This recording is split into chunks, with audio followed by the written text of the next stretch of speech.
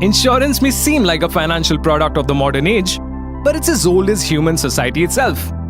Back in 300 BC, insurance had a broader, more charitable purpose.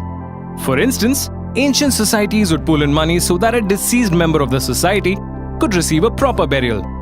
It was around 1754 BC when insurance was legally ordered by the Babylonian king. The Code of Hammurabi stated that if any man should be robbed of his property, the city will be under obligation to indemnify him for his loss. Insurance entered the Middle Ages through guilds who kept coffers full of valuable items which could be used to rebuild burnt-down workshops or cover the losses of robbery. During this time, insurance evolved from providing support to community members to safeguarding trade interests. The Roman Empire relied heavily on marine trade and introduced a maritime law called bottomry. Considering the many perils of the sea, such as bad weather, pirates, shippers received an upfront loan from lenders which they could use in case of an emergency.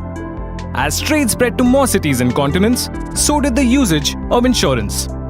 In the 16th century, the British Empire introduced joint ventures to cover business risks and created a dedicated maritime insurance policy, providing a more modernized and affordable form of insurance.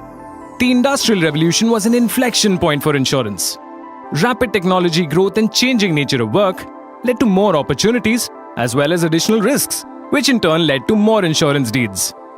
To make insurance fair and just, Chief Justice Lord Mansfield created the guiding principles of insurance law, which are followed even today. At present, insurance is a $1 trillion industry, providing security from cyber, travel, business, life, and health risks.